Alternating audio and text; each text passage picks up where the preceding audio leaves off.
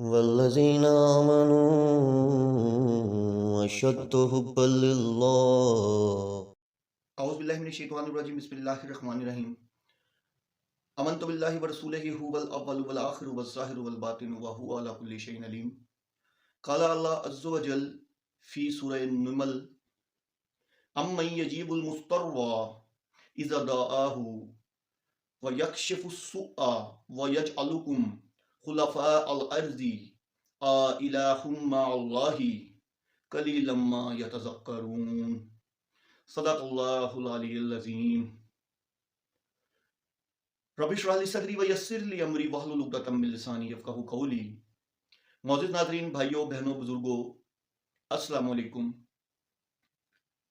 سلسلہ جو اس دور کے جتنے بھی اس ٹائم جو فتنوں کے حوالے سے میں ویڈیوز بناتا ہوں، جیسے کہ حسن اللہ یاری ہو گیا یا جتنے بھی اس طرح کے فتنے جو کہ عوام کو گمراہ کر رہے ہیں، اس کے ریگارڈنگ میں اپنی ویڈیوز جو ہے وہ بنا رہا ہوں، اور الحمدللہ کچھ لوگ جو ہے وہ یعنی کہ سمجھ بھی رہے ہیں اس بات کو، اور ڈیفینیٹلی جن کے دلوں پہ مہر ہے وہ نیچے ایز یوزول ایز ایکسپیکٹڈ گالیاں ہی نکالتے ہیں۔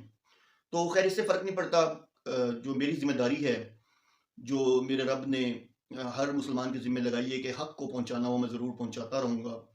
تو حسن اللہ یاری کے حوالے سے میں ویڈیوز بنا رہا تھا۔ حسن اللہ یاری سے مناظرے کے حوالے سے بات میں کئی دفعہ چیلنج کر چکا ہوں، آج پھر چیلنج کرتا ہوں کہ شرط وہی ہے کہ صرف میرے چینل پہ آئے اور قرآن سے بات ہوگی، میں اس کے چینل پہ نہیں جاؤں گا، ٹھیک ہے؟ اگر وہ سمجھتا ہے، لازمی سی بات ہے کہ وہ ان الحق ہے، دیکھیں بات کو سمجھیں، اگر وہ ان الحق ہے تو اس کو میرے چینل پہ آنے میں مسئلہ کیا ہے؟ کسی کو جھوٹا ثابت کرنے میں مسئلہ کیا ہے؟ ٹھیک ہے؟ اپنی لاسٹ ویڈیو میں نے دیکھا، آپ کو دکھائی ہے ایک ویڈیو کہ جس میں اس نے وہ حصے کاٹ کے اپنی ویڈیو جو تھی جو کہ پوسٹ کی، جب وہ حصے اس نے نہیں پوسٹ کیا جس میں حسن اللہ یاری بے بس ہوا، ہاتھ جوڑے جس میں اس نے، تو وہ ایک مولوی صاحب تھے ان کے آگے، عمران رضا قادری صاحب، تو مجھے نہیں پتا کس مسئلے سے ان کا تعلق ہے، لیکن وہی والی بات ہے کہ جب آپ قرآن سے بات کرتے ہیں تو قرآن ان کی دھوکتی لگ گئے، قرآن کو یہ نہیں مانتے۔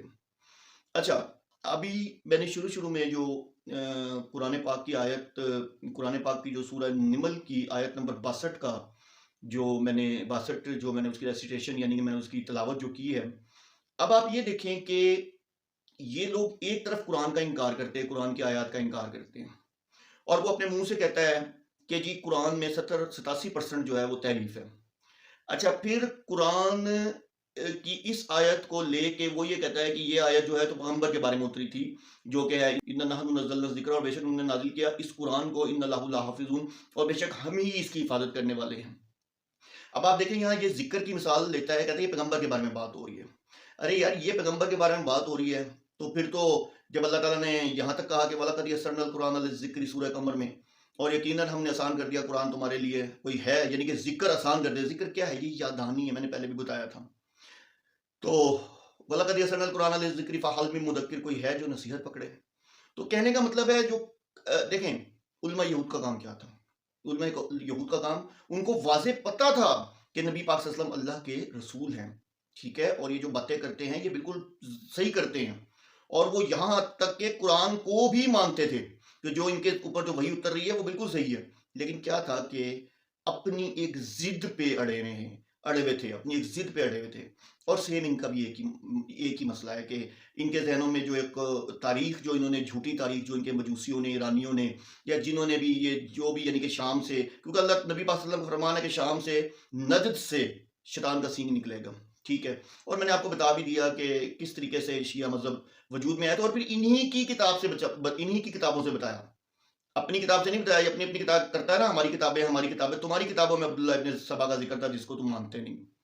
اچھا، یہ جو میں نے قرآن کی آیت پڑھی ہے، اب یہ وہ آیت ہے کہ جو ان کے صبح شام کے اذکار میں یہ لوگ پڑھتے ہیں۔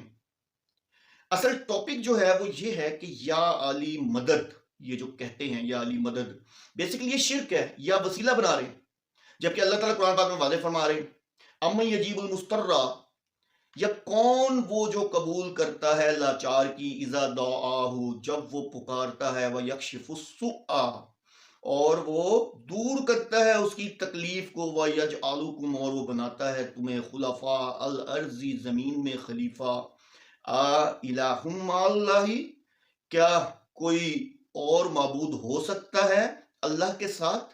یہ اللہ فرما رہے ہیں کیا کوئی معبود اور بھی ہو سکتا ہے اللہ کے ساتھ؟ کیا کوئی اور بھی سننے والا ہے؟ قلیلا ما یتذکرون، بہت ہی کم تم سب جو نصیحت حاصل کرتے ہو، یعنی کہ تم لوگ بہت ہی کم نصیحت حاصل کرتے ہو۔ اب یہ اپنے صبح شام کے اذکار میں یہ پڑھتے ہیں، آپ کسی بھی شیعہ، یہ شیعہ نیچے سن رہے ہوں گے، یہ شیعہ پڑھتے ہیں، لیکن کیا ہے کہ اب یہاں آپ دیکھیں یہاں کون سا ذکر ہے، یہاں کس چیز کی تعویل ہے یا کس چیز کی تفسیر ہے؟ سمپل اللہ تعالیٰ فرما رہے ہیں کہ میرے علاوہ کون ہو سکتا ہے جو دعا قبول کرتا ہو؟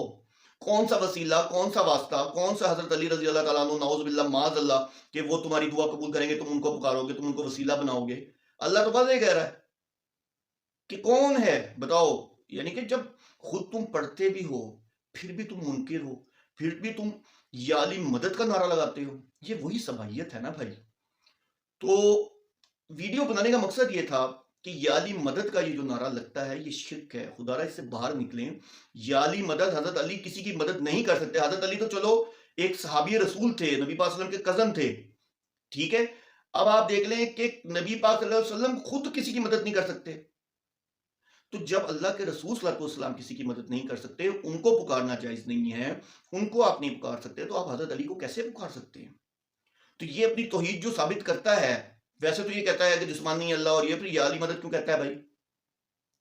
یا کا مطلب ہوتا ہے اے، اس کا مطلب یہ سمجھتا ہے اے حاضر ہے، یعنی کہ حضرت علی نعوذ باللہ معاذ اللہ حاضر ہیں، اور حاضر کو یہ کہہ رہا ہے کہ وہاں تکلیف، اس کو وہاں تکلیف یہ ہے کہ قیامت والے دن اللہ تعالیٰ 27 آیتیں ہیں قرآن میں جس کی کہ اللہ تعالیٰ کہتے ہیں کہ جو مجھ سے ملاقات کا انکاری ہے، یا تم جو ایمان والا ہے مجھ سے ملاقات کی خواہش رکھتا ہے، ٹھیک ہے، جس میں 27 دفعہ اللہ تعالیٰ نے اس چیز کا ذکر کیا، اس کا تو انکار کرتا ہے کہ وہ جسمانی اللہ ہوگا، ٹھیک ہے، اور یہاں تو حضرت علی کو کہہ رہا ہے یا آتا ہے یہ حاضر کے سیغے میں، یعنی کہ جب کوئی چیز موجود ہو تب اسے پکارا جاتا ہے اے، جیسے فور ایگزامپل یہودی یا مشرکین جب بات کرتے تو وہ یوں کہتے ہیں یا محمد، اے محمد بات سنو، یا جو بھی جس طریقے سے بھی۔